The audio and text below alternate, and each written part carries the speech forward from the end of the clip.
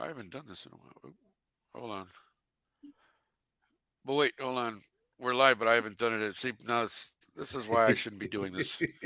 Hello, everyone. If you are hearing this, we're live, but Nick is messing up.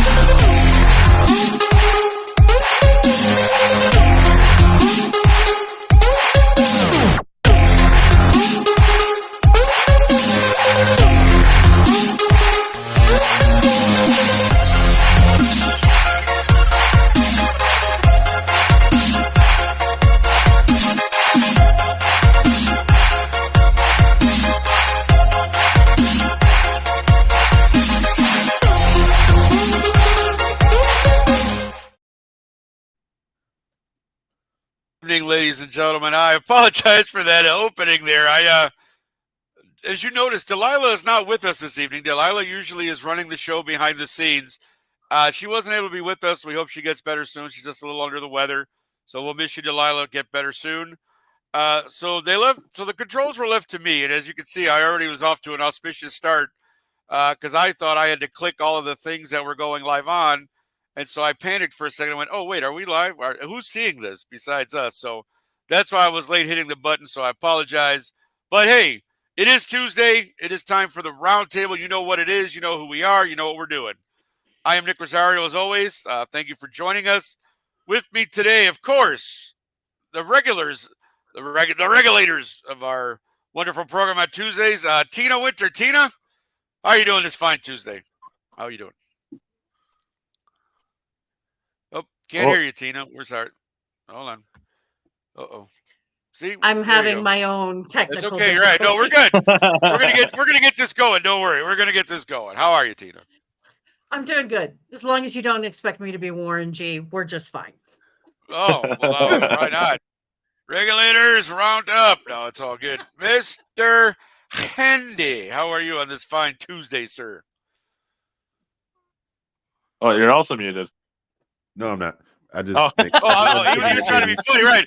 He was trying to be funny and be like, "Oh, look at me!" That was good. Funny. That was pretty good, though. I'll give you that one, funny boy. That's very good. Hey, look, I was back here bouncing in my chair before we got started. I've been waiting on this one. I've been waiting on this one. Oh, I love it! I'm so excited. I wonder why. I am so very.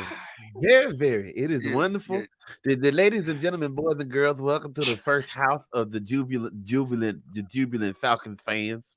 It is good to be in the presence of the big bird yet once and again. And as we always say every week here at the church, because it's right next to McDowell's, I am very happy to be here. There you go. Now we can. In my country, we play football. I believe you call it soccer. Yes, we do call it soccer. It's soccer. But of course, joining us again this week, just because he would not be denied because of things we're going to talk about, Mr. Kyle Yacy has joined us again. Kyle, how are you on this fine Tuesday? I'm fed, I'm full, and I'm happy. There you go. I don't think there's any more than a man can ask for.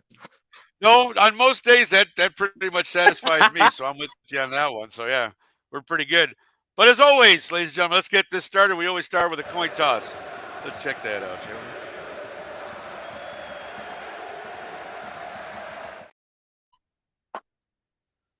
So, Mr. Nick Rosario. Yes, sir. I don't know if you know, but there's a lot of things that have happened. And I know there's a lot of things that we're thinking about talking about. Are we going to talk about Michigan winning last night? No, that's not what we're talking about. Are we going to talk about right now the Edmonton Oilers playing the Chicago Blackhawks? No, we're not talking about that either. Are we going to talk about Michael Penix Jr. getting his third loss? No, we're also not going to talk about that. We are talking about the Atlanta Falcons getting a new head coach. Let's go. Yes, that is true, ladies and gentlemen. Thank you for that wonderful intro into this segment, Kyle. Black Monday. Coaches. I thought we was going to talk about saving 5 to 10% on our car insurance by switching to Geico. Well, It I was was either ready that for it. or the new 2-for-3 menu at McDonald's, but whatever. We can talk about that later. That's also a good Yeah, topic. right. Black Monday, coaches that were fired. And of course, as you know, we do have a Falcon fan who is a regular here, and Kyle Yacy is also a Falcon fan. So Arthur Let's Smith go. was the first one to fall. He fell Sunday night, didn't he? Like he literally got Yes, the he chop did. after the game. Yeah, he got the fell- chop he fell a immediately. minute. Now, Yeah. now I'll be honest with you. You always hope for your team to win, as I'm sure you all know, right? You know, with team the Denver Broncos, the Chicago Bears, but they're like I was saying this on the last episode as well, is there is such thing as draft security. Okay.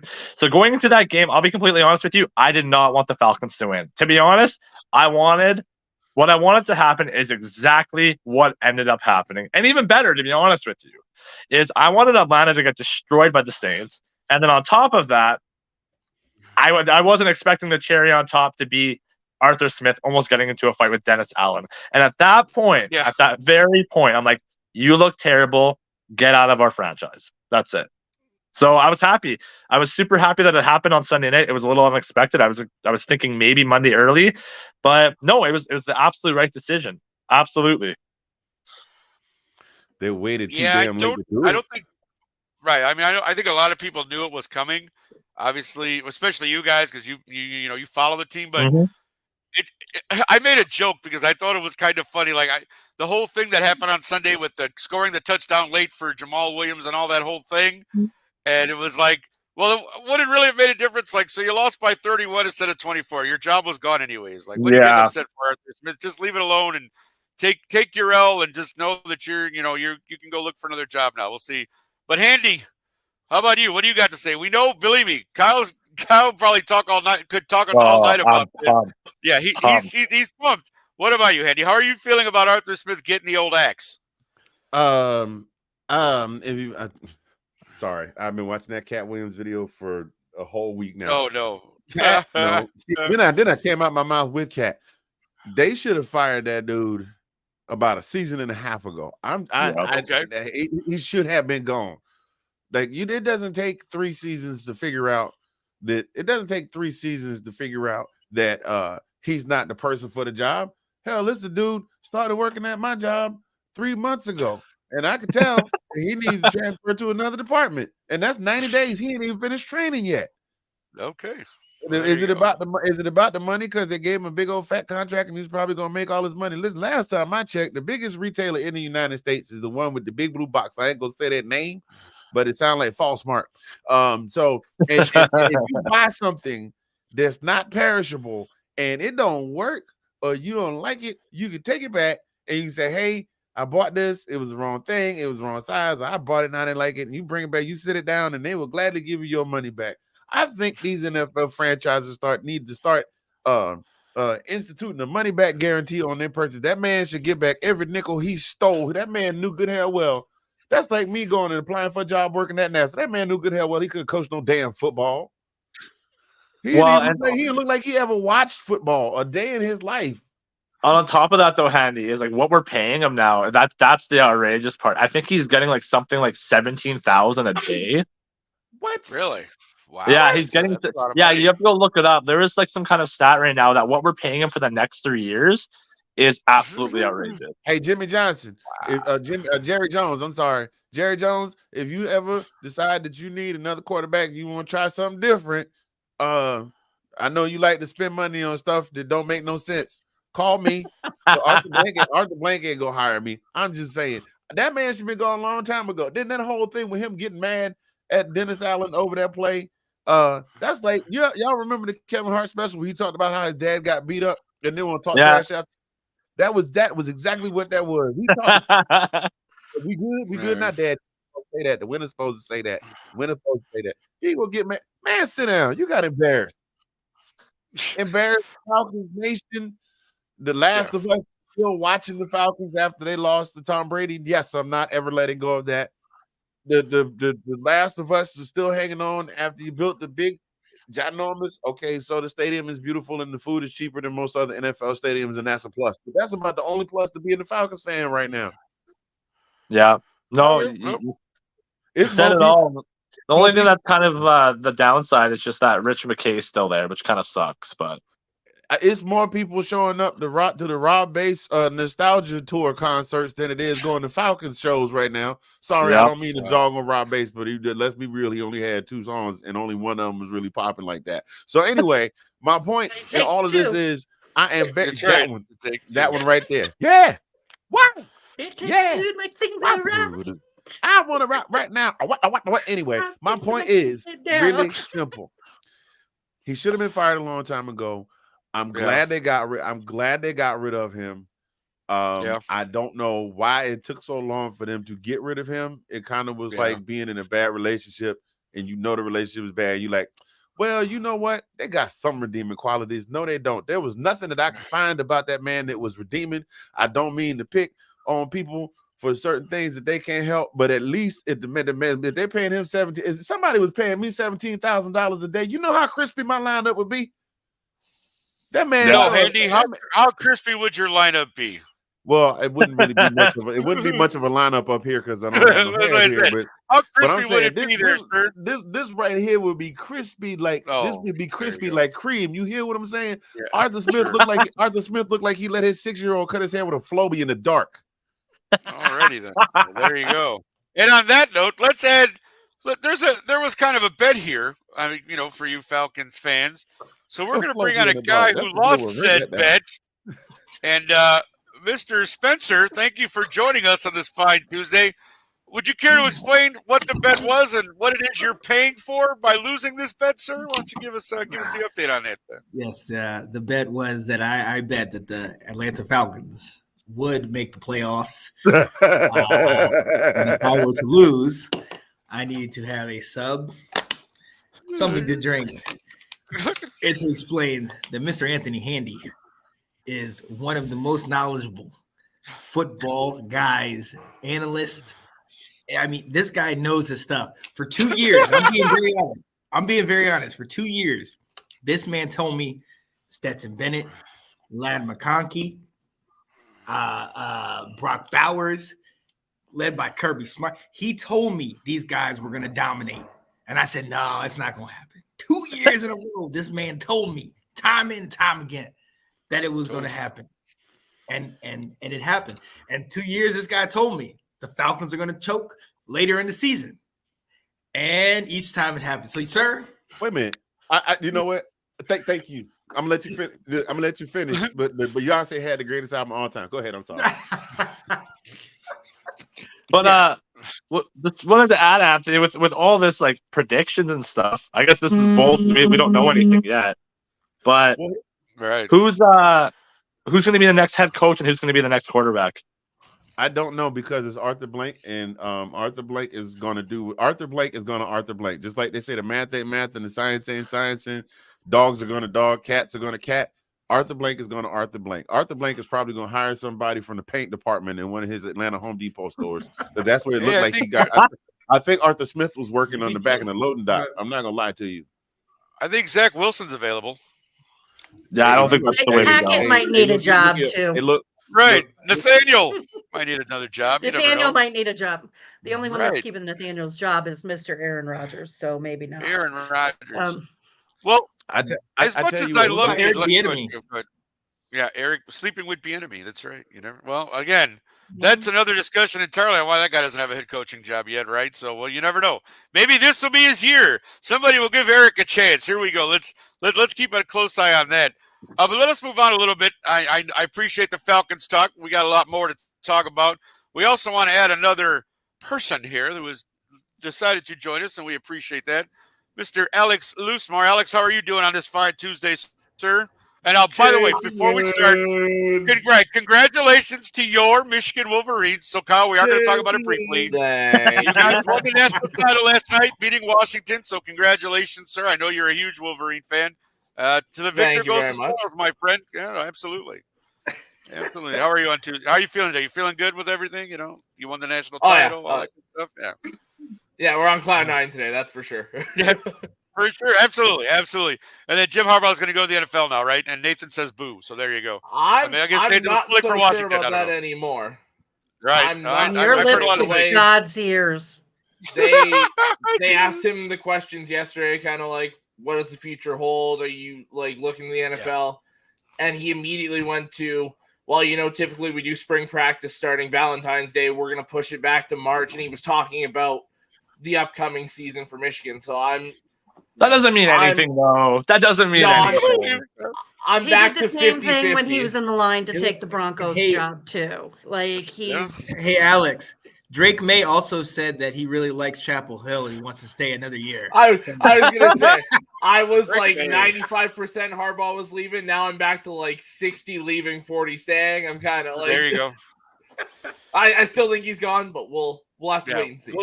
We definitely have to wait and see that. So let's go get to another since Alex has joined us.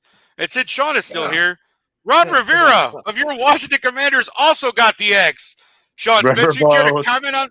Right, you care to comment on this, Mr. Spencer? I mean, is this good for you? Are you happy? Listen, What's the deal? Listen, Give it to us. There were times when he would be coaching us and he would just leave us with just this thought of what? What? And there were other times when he'd sit there and make you say, I think we all felt that at some Really? point during our games. this guy, look, at the end of the day, you got to give him credit for what he did. And I know you're saying, okay, well, he didn't win, but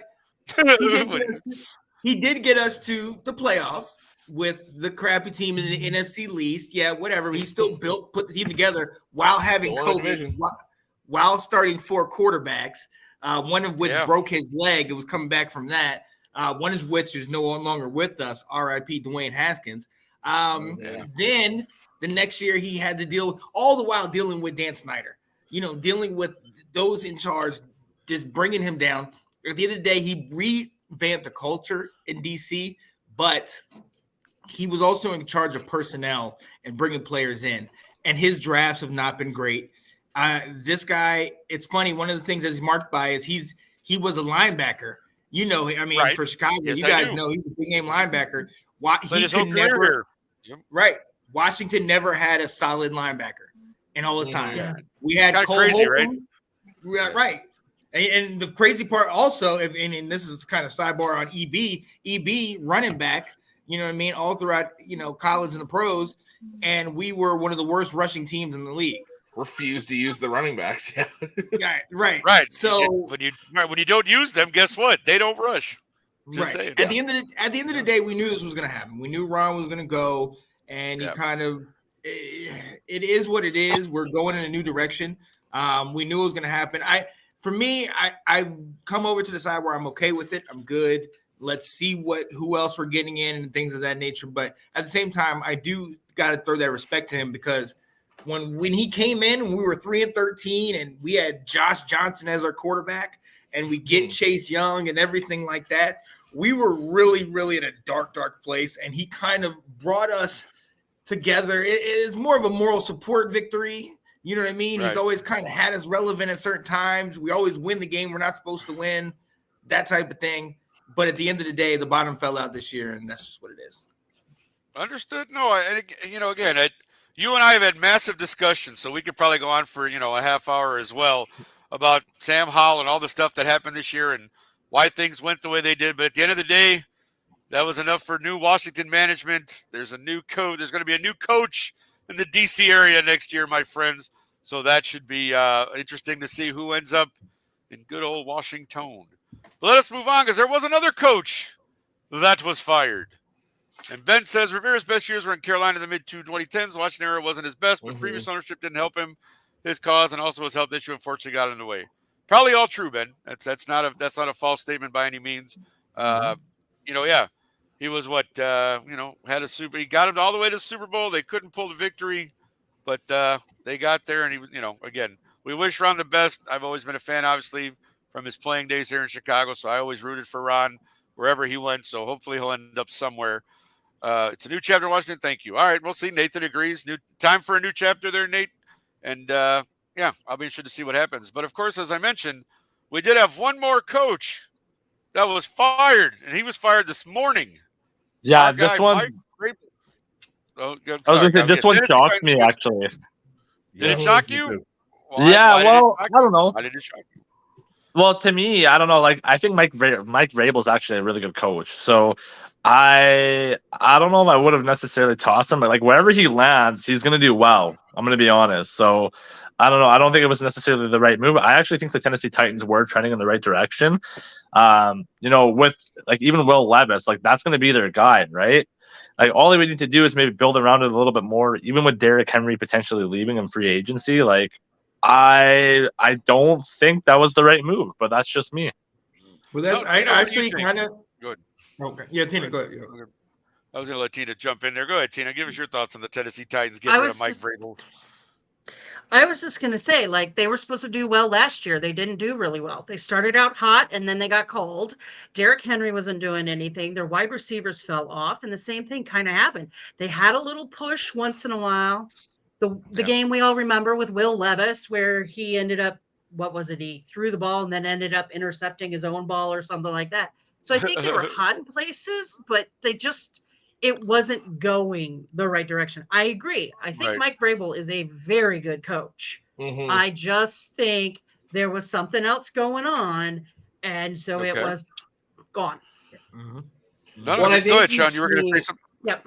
Go ahead, Alex. Yeah, sorry, go ahead. No. What I was saying was kind of towards Kyle's point about that, it being the fact that Derrick Henry might be on his last leg and him saying he, kind of, hey, goodbye to everybody and things like that. And that Tannehill, we know he's kind of out. And 2 straight years you drafted a new quarterback. So you're kind of telling him, we want to move on from you. And I mean, D-Hop is there, yeah, but how long is he going to be there for? So it might be a whole thing with them just kind of trying to get younger. I mean. Yeah. No, it's possible. Sure. Alex, what do you think? I think the one main thing and the main reason I'm not surprised, even though he is a really good coach, is you look at his entire time in Tennessee, there's been that hole in the quarterback spot. And he's had time to work with Tannehill, and it didn't work. And he had the 2 years to work with Malik Willis. That hasn't worked. So I think it's going to be a guy, because I think Will Levis is their quarterback. I think they found something in him. It's going to be an offensive guy that they feel can develop Will Levis and can bring that offense into the forefront, because with Vrabel, it was a defensive team for so long. Mm-hmm. Mm-hmm. Very true. Very true. No, it's interesting to me, because whenever we talk about coaches that are getting fired, you always go, well, here's probably the likely candidates. And I guess I kind of agree. I think it was Kyle who said he was a little surprised. I thought Vrabel would be at the bottom of the list, if anything. I didn't think he'd be one of the first 3 fired, in my opinion. Like, I thought maybe they'd look in a different direction, but I didn't realize he would get the axe that quickly, where he fell this morning, and that was it. Also, Tennessee will be looking for a new coach. I mean, again, we know that there's probably about 3 or 4 more coaches that are probably going to get fired. Again, I know everybody's looking at Chicago, and, I don't know what we're going to do. I'm going to be honest. I've been trying to read all day, trying to read into whatever I could to see if I could get any information. And it's pretty much, Eberflus is operating like he's still the coach. He thinks he should still be the coach, given some of the progress we made this year. And my understanding was all the exit interviews were done yesterday and this morning. So he'll meet with management, I think, tomorrow. So we'll be interested to see if anything else comes out this week about Eberflus and next season. Yeah, Ben, I'm kind of leaning towards that, the way the season ended, even though we lost to the Packers. I do kind of feel like Matt will get another year at least. And if he does, I'll be okay with it, as long, and I'm saying as long, as pulls some stuff and really gets us what we absolutely need to solidify this team, like a true center, another inside linebacker, another corner, another stud receiver to go with DJ Moore. We have some needs here. Like, I don't think he's getting traded either, Nate. But you know what? You never know, man. Seriously, like, anything could happen. Even Justin, when he said his goodbye kind of thing, he was like, "If this is my last game, I thank you, Chicago. I appreciate the last 3 years." Because, hey, he knows it's a business, and anything can happen at any given time. So I'll wait until I hear the announcement. But yeah, I kind of hope Justin stays, and I hope we just build around him and figure this thing out. Because, again, we did double our win total. We went from 3 to 7, so we slightly went over the double there. So hopefully we can get something. I was going to say, I think Eberflus is definitely safe, but I think the hottest seat, which everybody's watching right now, is definitely New England with Bill Belichick. Like that seems to be the one where everybody's like, is the egg going to drop and is it going to crack? Because I don't know. Like, I'm not saying that the Falcons would want Belichick, but there's a lot of links right now to Atlanta and Bill Belichick. Not saying that that's what I want to roll with, but I don't know. He's definitely proven, regardless of him getting Tom Brady or not. Like, he ran a team to 6 Super Bowl wins, right? So there's something to be said about that, right? You want But Mike? it's You want also- Mike Vrabel? he's He's got a- available. Sorry, I Tina. think Belichick also needs the right team. He Yeah. needs a team and a culture that's going to let him be the man that does everything. He is a Right. micromanager. His underlings, they do everything. So he needs the right culture. He built that in New England. The question is, can he do it again? And he's one of the ones being tossed around for the Raiders. If Josh McDaniels can't do it in Raider territory, Belichick isn't going there. Because they should stick with Pierce. I think. Yeah, Pierce is the guy in there. He should. Yeah, I gotta think. You're Pierce never going to hear me say anything nice about the Raiders ever. Usually, I think Antonio Pierce has earned his. He's earned the right to have that job. And here's where I'm going to be mean about the Raiders. And if he isn't given the job, the owner is an idiot. That's all I got to say. He's proven himself to be an idiot. I think the only way that Pierce isn't the head coach is if they swing for the fences and go for Jim Harbaugh. I think that's the only way Pierce is not the head coach. Yeah. And apparently there's interest on both sides if you believe what you read on the internet. So but I'm hearing him and the Chargers too. Yeah, that's the big one. Yeah, there was 3 teams. They said it was Raiders, Chargers, somebody else. Go ahead, Alex. I'm on the opposing side where if I'm a head coach, the Chargers aren't actually that appealing of a job to me. You've got the quarterback and the left tackle, but of the guys I'm about to list here, you're probably losing at least 2, if not 3. You're probably Keenan Allen, Mike Williams, Corey Linsley, your center, Khalil Mack, Joey Bosa, Derwin James. You're probably losing at least 2 to 3 of those guys because you're in cap hell right now. But you're rebuilding. Like 75 mil over the Now you do have the number 5 pick, and you don't need a quarterback or a left tackle, so you're kind of in a dream scenario there. But to me, I don't think the Chargers are really that appealing of a job. And Ben, I was hearing that back like a month ago. Probably I was gonna say that's probably ready for Harbaugh to sign. It's the sports media trying to push up energy and trying to push all this stuff through. We're not going to know what it happens until they sign on the dotted line, and they can't sign contracts until March. So dream your dreams that you want and all of that. And to go to your line about the Chargers, I agree with most of it, except for the wide receiving core. That is an old wide receiving core at the Chargers. So when you're coaching, you can't rely on those guys all the time because they're going to get injuries that the other guys can bounce back from quickly. So is it a dream job? I don't know. And yes, they're my rivals, so I have opinions on it. I don't think it's that great a job. How old is Keenan Allen? Not right now. How old? 32. Got to be right. He's got to be 30, early 30s, right? Yeah. And Mike Williams isn't far. I think Mike Williams is just under 30. So I mean, then you got Palmer, and what about Eckler? Eckler will go. I think Eckler's going to go somewhere else. Yeah, Eckler's a free agent. He's out the door. I bet. Really? Mm-hmm. Ooh, okay. So by draft time, Keenan Allen will be 32. Yeah. There you go. Okay, so there you go. Yeah, see, so Chargers are and also they are too. They're not quite as bad as we are, but they're in really bad cap situation. They're very similar to what the Bucks were the last couple of years. That's where their cap situation is. Mm-hmm. Gotcha. Yeah. Mike Williams is 29 for that receiving pick. Okay, 29. Awesome. Mm-hmm. Yeah. All right, guys. Well, I appreciate all that. I mean, again, we know there's going to be more firings, and I'm sure we'll have more to talk about in the weeks to come. But we're going to move on because this week starts, of course, NFL playoffs. And we're all excited, aren't we? 14 teams enter, but only one will win.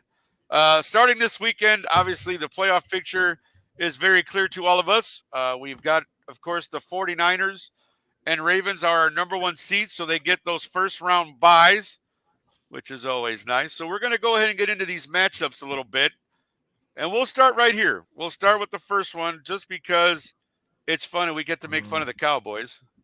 So here we go. First one. Sorry, yes. Cowboys and Packers. Now, as we all know, the Bears had a chance to keep the Packers out of the playoffs, but we couldn't do it. So the Packers get in, get that 7 seed, and they go to Dallas. Now, I don't want to hate on Dallas. I'll put it that way. I don't want to, but I got to think history, if they really want to get the monkey off their back, and they've been great at home this year. Like their road record was bad, but their home record was great.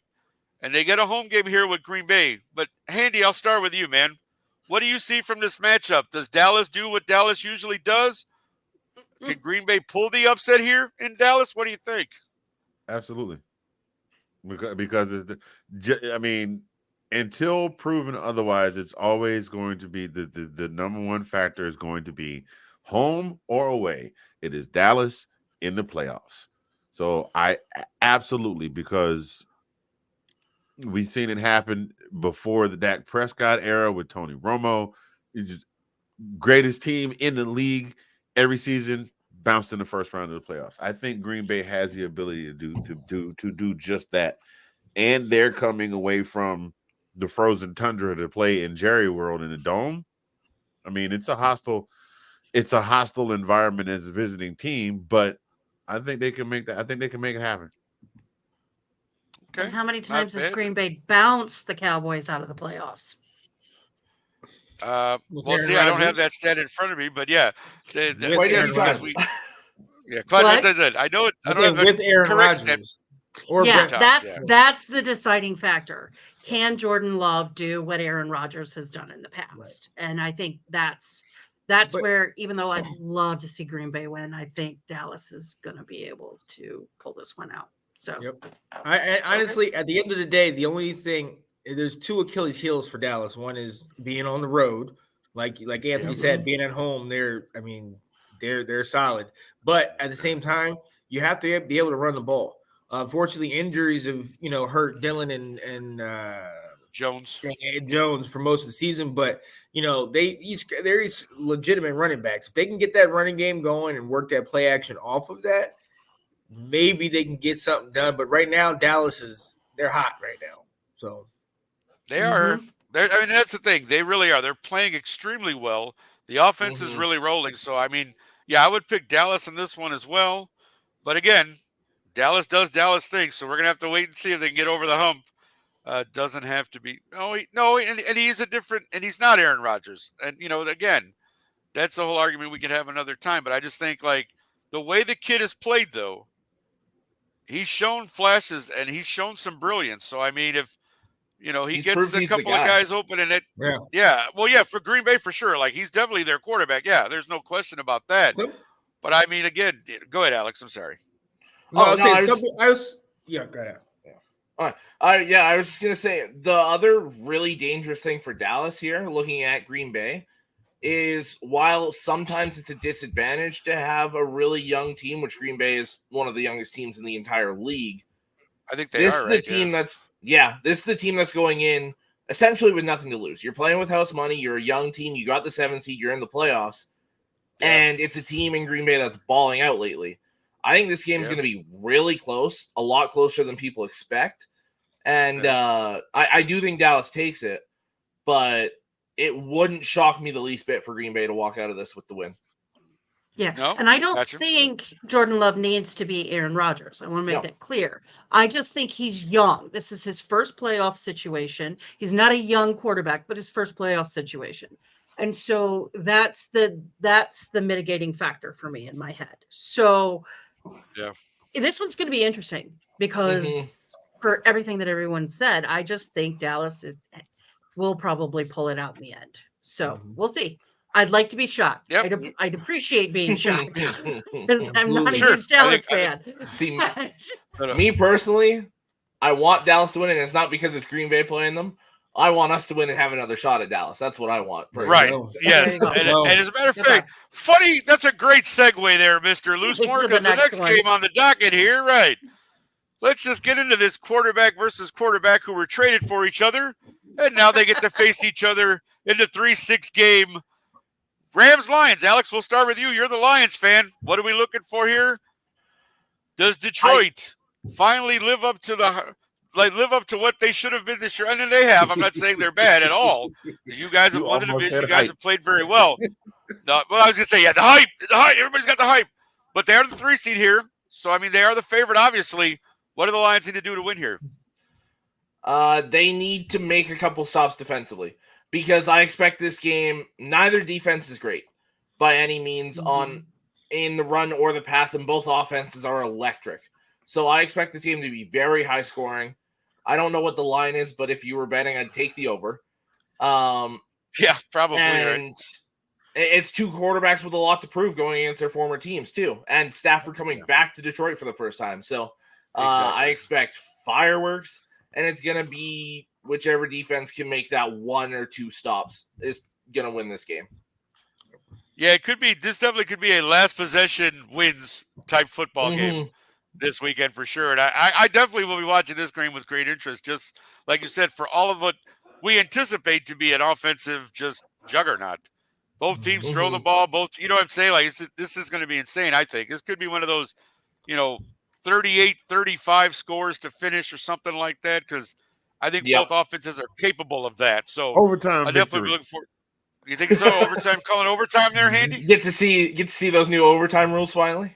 Oh yeah, right there you go. Yeah, playoff overtime. And honestly, rules. I think is the team that's going to be able to run the ball effectively. I mean, we got Montgomery and we got Gibbs over Detroit, and then obviously Karen Williams. The team that's able to run the ball effectively, I think, that's going to be the deciding factor, in my opinion. That holding the clock, kind of. If you get a team that can do like Michigan did Monday night, where they got out early, Edwards busted out a couple. I got to shout you out, my guy. I'm sorry. We didn't but yeah, if one of these teams, preferably the Lions, obviously, but the Rams too, if they can get that run game going, that's huge. And also, I want to say this real quick because Nathan, you're in the comments. Nathan and I, when this trade happened, Nathan tried his hardest to go back and forth with me about the fact who won this trade. And in my opinion, once Stafford won the Super Bowl, I thought, well, trade is over. However, the Lions are doing great, and overall, the Lions have gotten better with the trade. So I will say this will be a culmination, Nathan, of what we said. Let's see who wins. Let's end it right here. All right. Yeah, right. So whoever wins, we're saying they won the trade. Is that what you're saying? Yeah. That's the only way it's going to end. Because is it the trade or is it the coach? There you go, Tina. Good question. Well, I think is it the trade or? I think if you're looking at it on the Detroit side, I think Stafford kept us from being able to actually rebuild for so long, just because that's how good he is. He continuously got us to 7-9, 7-9, 8-8, where we were always sitting in that 11 to 15 pick range, where we finally got rid of him, and then it's the second overall pick. And we can actually get the picks where talent-wise where we are. Yeah. So I think that was a big part of it. But then obviously getting the coach and the coaching staff around Dan Campbell is also a massive part of it. Mm-hmm. Sure. No, and Campbell's done great. Obviously, he's probably a candidate for Coach of the Year, but that's another discussion for another time. Let us move on then to the last game in the old NFC this weekend. And, of course, that is the 4-5 matchup of the Tampa Bay Buccaneers and I don't know what happened in the last 6 weeks to the Philadelphia Eagles, but they find themselves in the 5 seed here getting a road game, which I didn't think would happen about 3 or 4 weeks ago, but here we are. Yeah. The Eagles have to go to Tampa. Handy, we'll start with you. What do you think of this one? Does Jalen Hurts and the boys get, whatever there's going on there, do they overcome it and pull out this victory on the road, or does Tampa pull a shocker here and beat up on the Eagles? What do you think? There's a big part of me that thinks that the Eagles are. It took almost till the end of the season, but the Eagles are finally starting to feel Super Bowl hangover. Okay. Not that they won. We know how it ended, but I mean they looked phenomenal, leading all the way up through the season, up into the playoffs and into the Super Bowl. And they started out this season 10-1, and I think they only won one game after that. Is that right? Am I getting Yeah, that they're right? living in Yeah, they're that's living at correct, 6. yeah. They're 1-5 Yeah, in the last. they won one game. You start out as the best team in the league after week 11. You're hands down best team in the league, and wind up a 5 seed in the conference. I think they're suffering from Super Bowl hangovers. What it is, it just took a while to catch up to them, and other factors going on. Kelsey recording the album, and Mama Kelsey in the stands, and his brother dating Taylor Swift. You're gonna go that route, are you? Distractions who- in Philadelphia. Is that what you're saying? And then, who, by the way, his brother's girlfriend is going to kill a certain comedian from the Philippines after what he said about her on the Golden Globes on Monday. But that's a different story. Honestly, I do. I think they're suffering from Super Bowl hangover. Is what it is. And they're gonna have to find a way to. Oh my God, I couldn't have planned this if I wanted to shake it off, as it were. There it is. There it is. I did not plan that, because all of my speeches are stream of consciousness. Sure. If they don't figure out a way to, Shake it off. Yeah, to shake it off, they're going to find themselves in a blank space. Wow. So There it is. it's a toofer. It's a toofer. I got you. But there we go. The gift that keeps on giving, right? Just keep it going. Yeah, But just like Nick Cannon. But Tampa Bay. Thank you, folks. I'll be here all night. Try the scallop. Yeah, tip your waitress for real. Tampa Bay. I don't know what it is about Baker Mayfield. Baker Mayfield finds a way to dig himself out of whatever position he's in at the end of the season. I mean, he did well enough in Carolina. Did well enough, not very good, but well enough to get another contract. And now he's in Tampa Bay, winning winning a division title.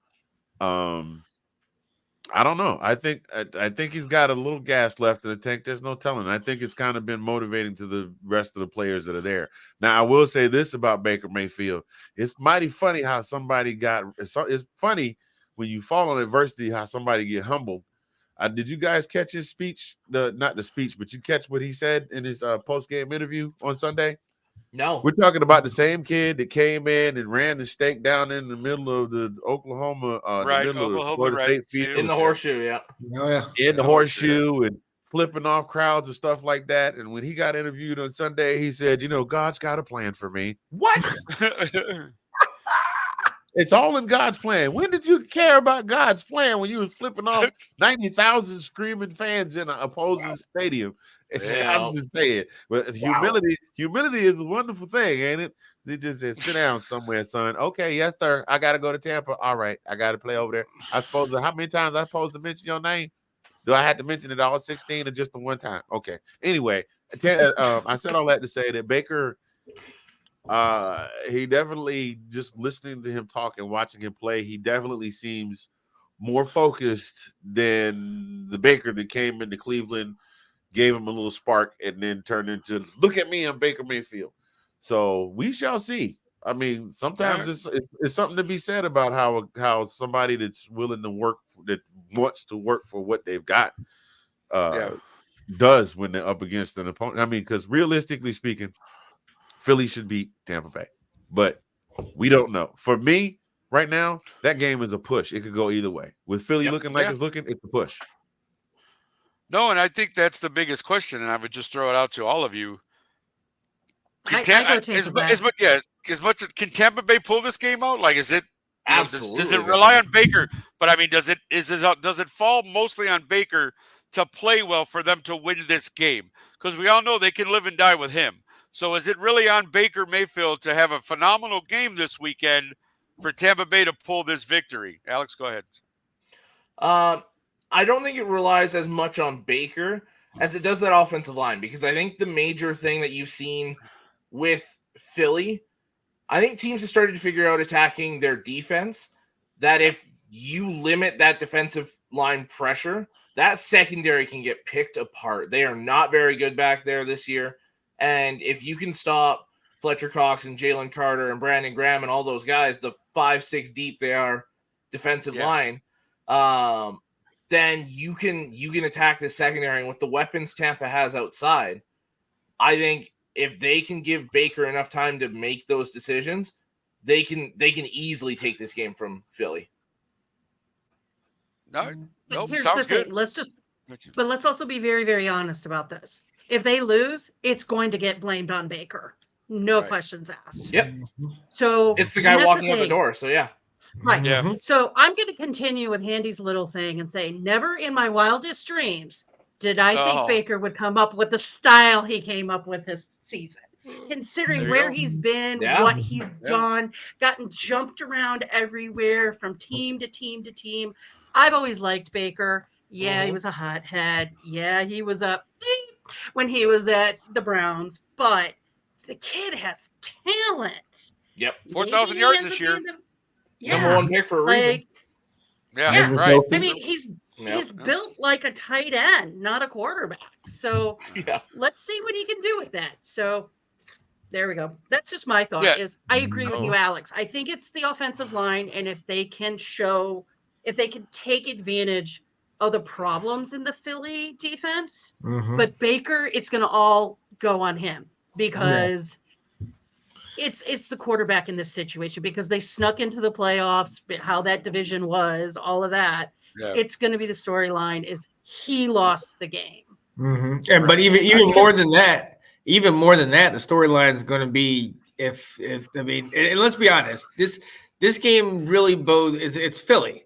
We all know that. Yeah. Philly is supposed to win this thing. This isn't supposed to be a Right. game. They should not be the 5th seed in the playoffs right now. Correct. But Correct. Yeah. the way that they've played, this is what they deserve. They deserve to be in this spot. So if Philly shows up to be the team that won the NFC last year, that's done great, that has all of Georgia's national championship defense on, as their defense, Yeah. then yeah, Philly should easily walk away with this thing. But at the end of the day, Tampa is the one that's been playing hot right now. Philly has been playing terrible, 1-5, as opposed to, I think Tampa's 5-1 in the last 6, aren't they? Something like that. Yeah, they've gotten hot lately. Something to that effect. But Yeah, as I so, pointed out mean- earlier, oh, go ahead, Sean. Finish. I'm sorry. No, I was saying the same. I mean, it's right in front of them. Philly is supposed to win this thing because of who Philly is and all the talent they have. But at the end of the day, I mean, they just can't get it Any together. given Sunday. Yeah, Any exactly. given Sunday. Especially in the playoffs. Here's my thing about it is, and I've been saying this all year to myself a lot, was Philly the best team, or were they able to take advantage of the fact that the 49ers were down to their 4th string quarterback in that NFC game? Sure. Oh yeah. Sure. So again, and everybody's like, oh, but they almost beat the Chiefs. Well, are the Chiefs as good as they were? This year, not this year. No, not this last year they were. But last year I think they were. Yeah, not this year. But you're a Broncos fan. You're in division. It's like getting me to say yeah. We expect that from you, Tina. We love it. We love your level of pettiness when it comes to the AFC West. It's great. Yeah. I think Patrick I'm Mahomes, petty. I fully admit my pettiness. I have no problem with that. Go ahead, Andy. I'm going to change instead of being the potty mouth, I'll start calling myself the petty mouth. Petty mouth. There you go. I love it. The petty mouth. That's a new nickname. Here we go. But I you heard it still here stand first, by folks. with what I said about the Eagles. Is I think they got a bit of a skate in to the Super Bowl. So that's the thing, and people have exposed them. I mean, all the teams have been exposed this year in some form or fashion. So now remember they've lost both their offensive and defensive coordinators this year too. So new play callers on both sides of the ball. That's a big deal too. That's huge. That is very, very big. Yes. Kyle Yacy chiming in saying that he's really interested in the Houston Texans and Cleveland Browns game, which we'll get to in a minute. That is going to be a great game, and he says they're going to win it all. You heard it here first, so we'll keep Kyle to that one. Kyle, that's a great. That's a hot take, my friend, but I hear you. Go for just one more thing with the Bucs Eagles here. Yeah, go ahead. We're saying that Philly shouldn't be the 5 seed, but if you took division winning out of the higher seeds and just went the actual seeds, they're actually only the 4 seed. Based on tiebreakers, everything, they're actually only the 4 seed. So they don't change that drastically. They'd be playing at home against the Rams instead of going to Tampa. Right. So yeah, I get you there. But yeah, it's a game I'll definitely. It's the Monday night game, so I know everybody will be watching because they put it in prime time. So that's your Monday night Monday night game there, folks. So let us move over then to the AFC. because some interesting AFC. matchups here, starting with your – okay, so here's my thing. And I'm just going to say this right up front, and let's just get whatever we got to get out here. Do the Steelers have a chance in this game? Let's just do they? Is this just one of those matchups where they're getting fed to the Bills and it's going to be like 42-3 or something? Like, are we going to see that, or does Pittsburgh give them a game? You and I have we've talked about this the last 2 or 3 years. Bills are just Dr. Jekyll and Mr. Hyde. I know they are, been but they're playing great now. as of late. Yes, exactly. Right. But it depends on which team shows up. Now, I think the bigger factor is the fact that the Steelers potentially lost T.J. Watt. He is. He's out. Oh, he's out. He's out. Oh, that's why I'm saying they don't get a shot. Yeah. Oh, yeah, right. No shots. I thought he was doubtful. So, yeah, if he's No, out. It was. he's out. Tomlin confirmed today he's out. Oh, well, there he is. There it is. No, the answer is no. The answer is – so this would totally be a shock that if the Steelers found a way to win this, or do we blame the Bills for just collapsing again? What? Because that's my thing. What do the Steelers have here that they could run with? Go ahead, Alex. What could they run with?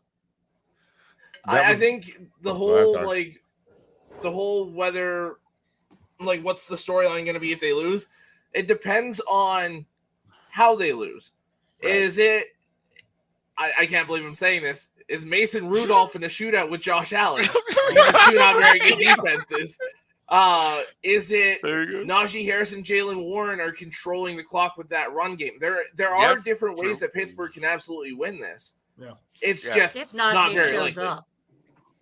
Najee's been playing pretty good as of late. Not according to my fantasy football team. I was going to say last month or so. So every time I play him, he doesn't. Every time I don't play him, he scores 25 points. That's the problem with Najee. That's also Gabe Davis, so you got one on each side. I know. For Najee Harris, though, if you look at like the last month, has been one of the best running backs in football, actually. So, and Jalen Warren's been just as good. So they have the pieces to keep this game close, but I don't think it's going to happen. Kyle, are you guys trading for Mike Tomlin? Because they ain't letting him walk. Right. They are not. Right. I was just saying, they're not just going to let him go. I think he's got 17 straight winning seasons. I wouldn't let him go. But Kyle, he's never had a losing season. Good luck trading for him. Kyle, did you have something spicy for dinner, bro? Because all your takes are hot today. Season, it is definitely the Falcons. I'm just saying. Kyle definitely ate spicy food because all of his hot takes are coming out now. So I think probably why. Some kind of mushroom. So something. He's very smoking again. So no, I'm just kidding, Kyle. We love you. But so again, this should be a Bills victory. But hey, anything can happen any given Sunday. We all know the speech. Here we go. So let's move on to our next. What were you going to say? Go ahead, Anthony. Go ahead. No, I was just going to say, not only that, yes, the Bills have been a little more consistent in the last couple of weeks. Yeah. But there is also the Dr. Jekyll, Mr. Hyde factor of one Mr. Massive piece of magic, Josh Allen. Mm-hmm. Will the real Josh Allen please stand up? Please stand up. Please stand up. Yep. So if Josh Allen comes out and does that thing where, he's zipping the ball all over the field for the first two series, and then after that first pick, it's going to be, I think the Steelers are going to smell blood in the water. So who knows? Well, it'll be interesting. I mean, again, I don't foresee that being a Steelers victory, but hey, again, I've been wrong before. So again, let's get to the next one. Of course, we have the 3-6 matchup of the Chiefs and the Dolphins. Now, again, Miami falls to the 6, couldn't beat Buffalo on Sunday. The Chiefs, still managed to win the AFC West. So they get the 3 seed, but we all know, we've all seen it the last 5-6 weeks. KC has struggled mightily. Do the Dolphins pull one out here, given that they haven't played as great either? I mean, is this the battle of Tua and Patrick? Does somebody else step up in this game somehow and take it over? Like, what do we think of this one, guys? Dolphins, Chiefs. Let me have it. Bring it on. Dolphins beat the Chiefs in a shocker. Bueller? Miami. I'm going Chiefs, actually. Okay. The Dolphins defense is the walking wounded. Miami defense is the walking wounded right now. They're down 3 edge rushers. I believe Xavier Howard's out. Linebackers are in and out of the lineup. And has anyone seen what the weather's supposed to be like in Kansas City on Saturday? I heard like negative 5 degrees. Yeah. Negative 5. Hey, it doesn't matter if Miami. Listen, it doesn't matter if Miami's defense is the walking wounded. They still got Kadarius Kansas Stone Tony on their roster over there in Kansas City.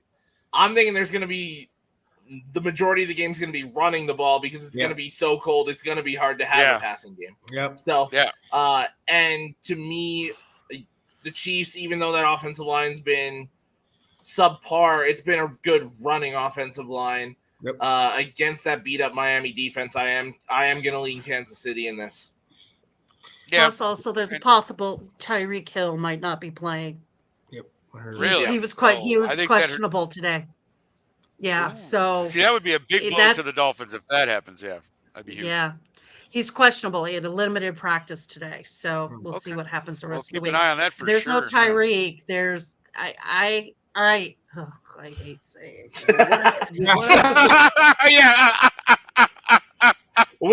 That said all you need to say. Yep, you're right. We know your boy Kermit is probably going to be victorious on Sunday. I mean, he'll be ribbiting all over the field again. Yeah, and I'm picking Kansas City in this game also. But go ahead, yeah. If Tyreek is out with everything else that Alex has mentioned and all of that, and also when I saw that my guy that I love, Chubb, was out for the rest of the year again, Chubb, yep. That's your pass rush. That's part of your pass rush. Your edge rushers you're relying on, you have 2. Yeah. And you need mid-30s Melvin Ingram and Emmanuel Ogba. Those are you have 2 edge rushers. Yeah. Well, if I was Ingram, I would line up against what's his name, who gets all the false start penalties, number 70. What is it on the Chiefs? I'm gonna say, do you go for Jawan Taylor, who gets all the false start penalties, or Jawan Taylor, who gets all the holding penalties? Because who held the record when he was at Denver? So let's. You know what? Miami pulls this one out. I will root for them for the Super Bowl. There we go. Yeah. Anybody who beats Kansas City, Tina's in favor of. So there we go. Anytime. I love Miami to win, but I don't think. Yeah, I don't see it either. With all those injuries, that doesn't look favorable. Yeah, I don't see it, but hey, that's all right because for me, this is the game I'm really most interested in. Is our next matchup, of course. This 4-5 matchup with the upstart Texans. D'Amico, now see, to me, and I don't want to get too sidetracked, but come on. How is D'Amico Ryans not the front runner for Coach of the Year? With what he's able to pull off here. The team he's playing against has started 5 quarterbacks, and they're I get it. I get it. I'm not. Yeah, I hear you, Alex. Again, that'll be a discussion. Mr. Luke Moore. That'll be a discussion for another show. But I'm just saying, you have to imagine. Emotional pick. Well, yeah, Stefanski. Well, yeah, because I mean, who doesn't like Flacco coming out of nowhere from his couch, basically, to lead this team to the playoffs? Like, who doesn't like that story? Well, you see, there you go. Man was living in his gated community playing pickleball with the senior citizens. Well, apparently he only does this for Cleveland franchises because isn't that where the Ravens came from? So, he won the Super Bowl with them. Now he could win one with the Browns. So he only apparently likes Cleveland-related teams, I guess, Mr. Flacco. But, yeah, here we go. We got a 4-5 matchup. Obviously, the Texans, we know what they've done to get their way here. They've stretched and clawed all season and won some really big games. So now they're here with their rookie quarterback. Ken, I mean, again, Flacco, we know his playoff experience. He's a Super Bowl champ. We know what the Browns have. I mean, their defense is great. We know what they have on offense. Do the Texans have a shot here, guys? Can they pull the upset here on Sunday? Or Saturday. This is the first game on Saturday, sorry. First game we get, so 3:15. I think it's entirely possible. I mean, for me, the storyline is, and you already spoke on it. It was for the storyline for me as soon as I saw the seedings was recently unretired Joe Flacco versus quite possibly the hottest young rookie quarterback in the league this season. And that's gonna, I mean, that alone is going to be enough to get me to definitely check that one out. And do I think they can do it? I 100% think they can do it. The only question is, they're pretty. I don't really study a lot of the players' ages unless I know I was watching them like play ball right after I met my wife 14 years ago. So, Texans are a pretty young team, right? Yes, Yes. very young. Second Very youngest, young. I think. Yeah. So Mhm. so that might play a factor because you're talking about a bunch of young guys who have not had this opportunity in the spotlight. So do they step up to the plate? I know, wrong sport, but do they step up to the plate when they get there, or do they get a little blinded by the lights when they get there? But other than that, I think this is going to be I'm looking forward to this one being a really good game. I can't wait. I can't wait. The Deshaun Watson game. Yeah. If only Deshaun Watson was actually making an appearance. Well, right, but that's the funny part. Both teams that are involved in the trade, the Texans who are finally coming up from out of the shadows of the Deshaun Watson situation. Yeah, the Browns, who, like you said, have had to have 5 quarterbacks because Deshaun was out. I mean, this is, I mean, they're coming together for this whole thing. It's just crazy that situation when you see it, that Flacco could lead one team and then CJ Stroud could lead another, and both of them at 7 degrees of separation between all, because they're all connected. Yeah. Yep. Well, the even funnier thing to ponder is the fact that if their starting quarterback had never gotten hurt, the Browns probably wouldn't be in this scenario. Yeah. That's very true too, right? But Because Deshaun wasn't exactly lighting it up while he was in there, was he?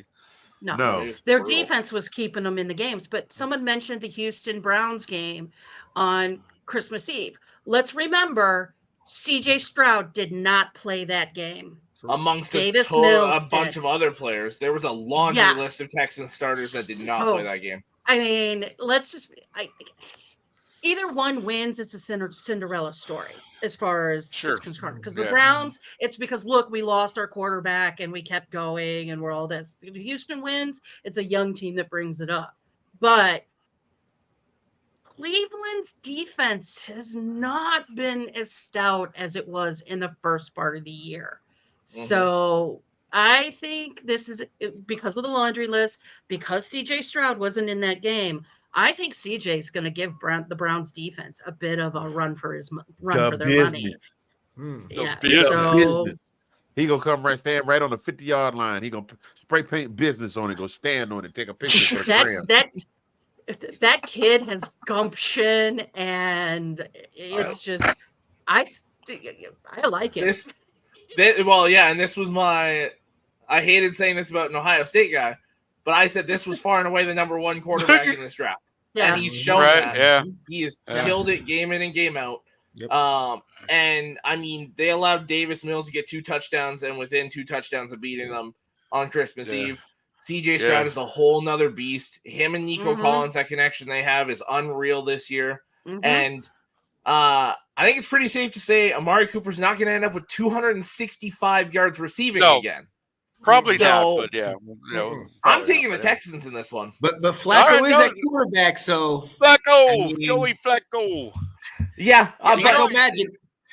D'Amico Ryans, he's going to shut down Amari Cooper at all costs. Make Flacco with somebody else. That's what it is. You're going to get double teams all day or triple teams. They're going to do whatever. They're going to wrap them around. They're going to do whatever they can to make sure that Amari Cooper does not hurt them. Yeah. You just know that's coming. But, I find it I just find it interesting, this whole matchup. I love it. But I find it interesting, too, that, Singletary became the featured back there in Houston, because over Dameon Pierce, Yeah, Dameon Pierce, everybody was so high on him after last year. And yet the guy who came, he was at Buffalo last year, wasn't Singletary? Buffalo, yeah. He was he was one of the committee by running back that Buffalo had, and he's turned out to be really great for them. So, like you said, they got some weapons there, and I'm not gonna lie, I really hope Houston wins this game. I'm gonna root for them. That's who I'm gonna go with. But I definitely, since it's the first game on Saturday, I know I'll be glued to my television for that one for sure. You better believe it, yeah. Yeah, exactly. I think that's the game to watch this weekend. I think for sure. That's the one. Another little incentive for Houston here is if you remember when they traded up for Will Anderson this year, they traded their own pick and kept the Browns pick. They kept the Browns pick. Okay, there you go. So if they can beat Cleveland, their draft pick gets earlier, and then they've pushed Arizona's pick later, which actually makes that trade even better for them getting Will Anderson. So, well, there you go. Look at added motivation for this weekend. There you go. Little extra piece Nice. No, for sure. Now, see, this is what I love. This playoff football is upon us. Everybody has their opinions. Everybody has their. This is what I'm looking for. This is what I'm waiting for. So I can't wait for this weekend, honestly, because I'm extremely excited to see what happens this weekend.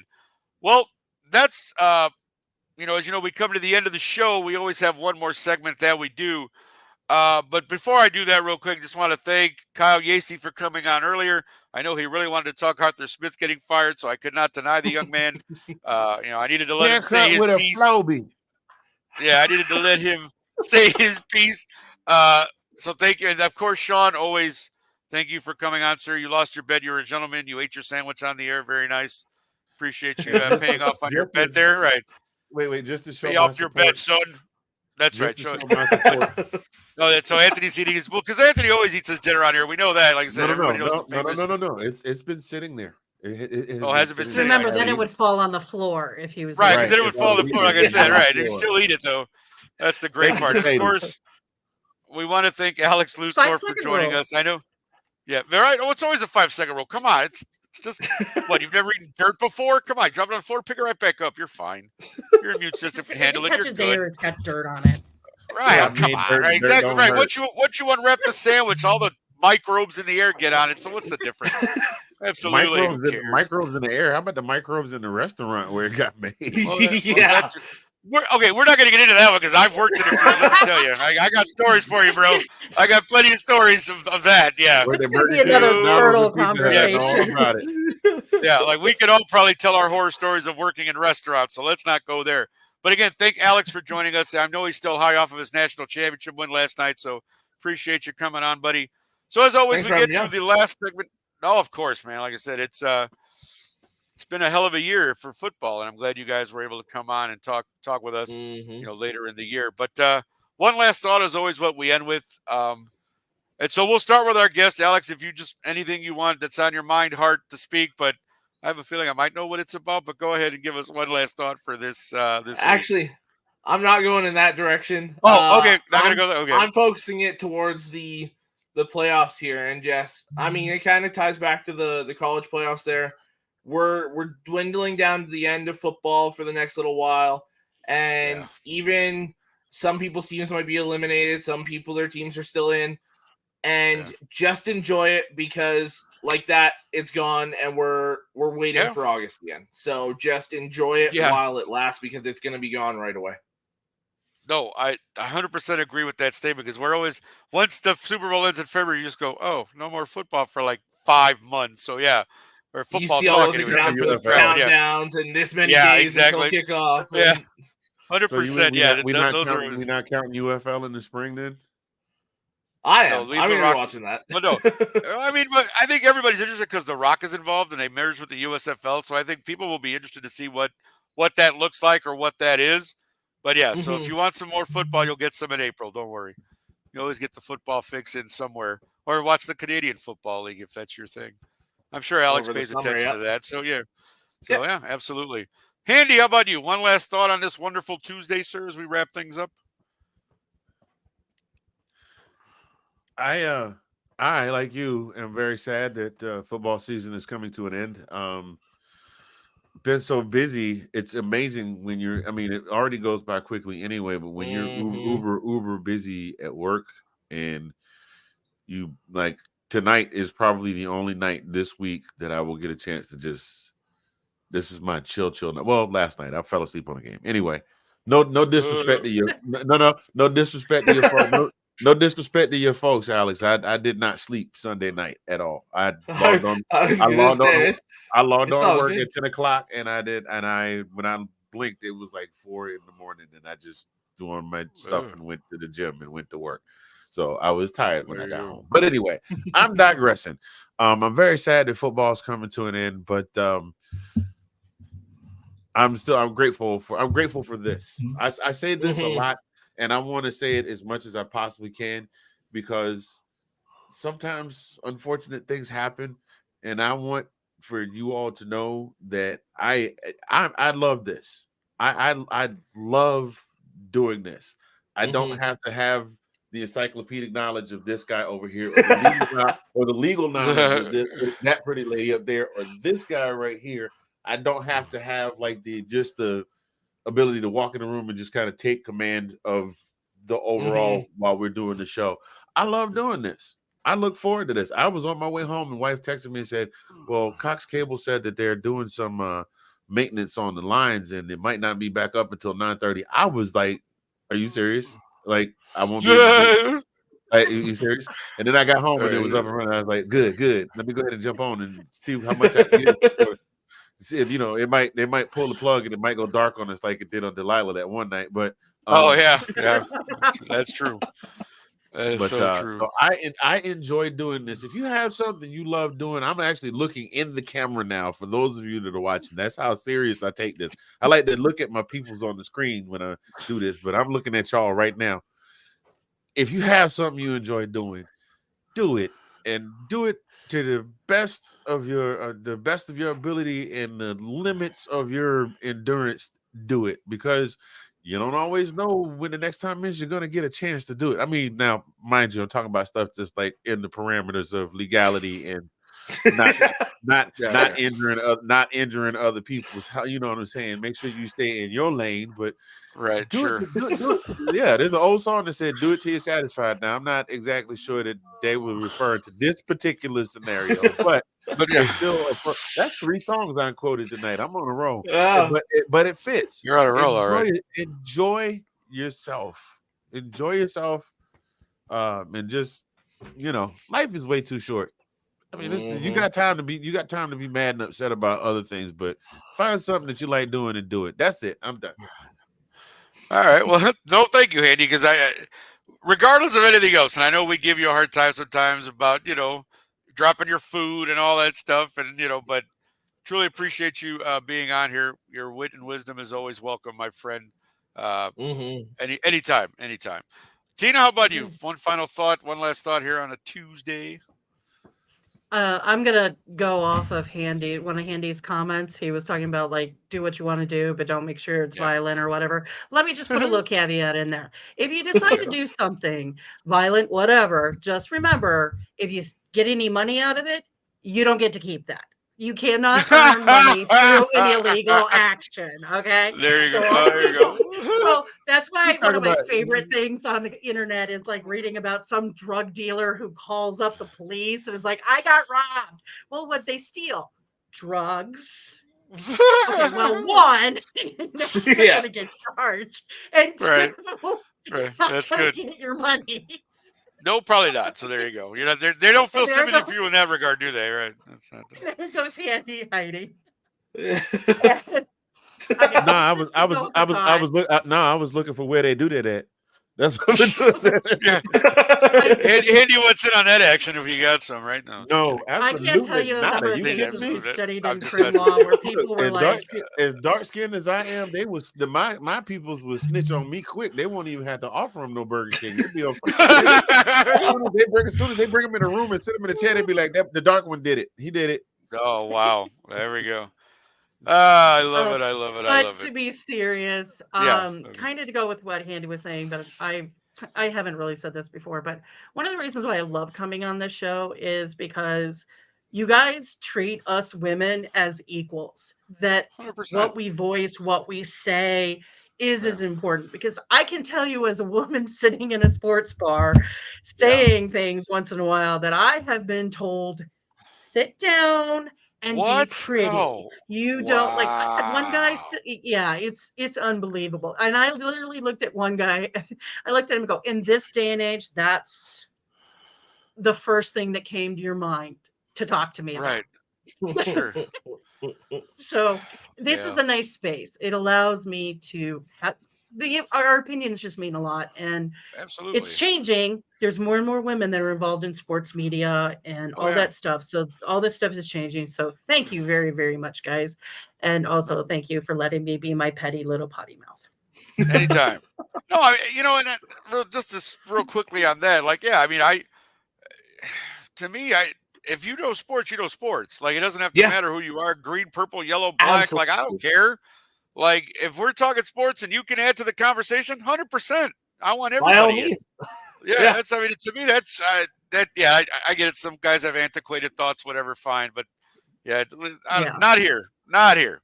I love it all. Mhm. Besides, you guys know more than I do. I'm just some schlub who likes doing this for the hell. You know what I'm saying? Like, what do I know? But I got old man brain some days. I can't remember players' names at times. I'll be like, yeah, I was gonna bring that guy up, but I couldn't remember his name. So like, I've done that a couple times this year.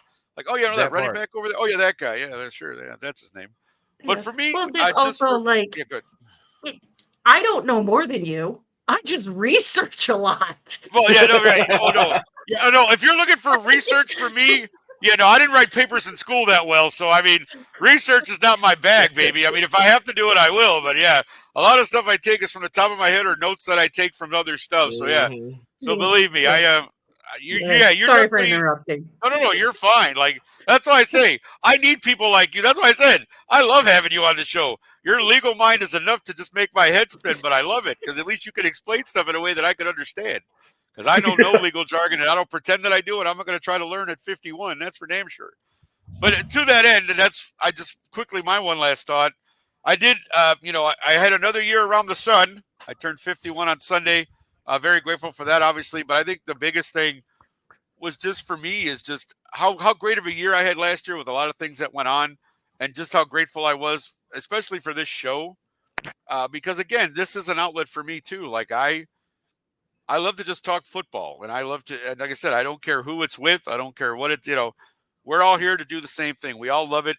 This is something we all like to do. And I really appreciate that about everyone who comes on and everybody who participates. This is just stuff, I don't think it's a big secret here. None of us are paid to do this.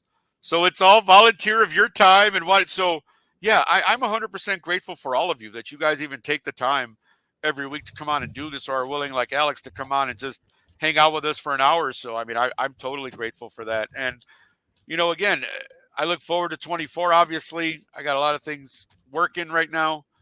So I'm grateful to you guys. Thank you so much. Grateful to Sean for starting this, 4 years ago now, almost 4 years ago when COVID hit. And that's when him and I met and the whole thing. And him and Delilah started doing it. Him and me and Delilah started doing the show that fall. Like, I would have never guessed that this is where it would be right now, like where we are. So again, appreciate everyone. Thank you guys so much for, especially the people who watch, because obviously we can do this every week. And if nobody's watching, and it's fine, we're still just talking football, but it's always nice to get comments, to get some feedback. Again, I appreciate all of you who are in the comments, who watch every week. Thank you so much. And again, it is a new year. I hope everybody had a great New Year's. I hope everybody, is healthy, wealthy, wise this year. I hope 24 is good to you. It's good to Alex so far because he's got a national championship for his team. So Alex is off nice, yeah. Right, Alex is off to a good start. So hopefully the rest of us can get you. Here we go. We're coming back for it next year. Yeah, Anthony, I wouldn't have it any other way. Wouldn't have there it is, and there it is, baby. There we go. So on that note, thank you all again for watching. Everybody have a great week, and of course, we will be back next week with more Roundtable. Everybody have a great night. Pancakes, damn it. Yeah, exactly. Where's the soup? The waiter's where's the spoon? Where's the spoon? Thank you guys. Have a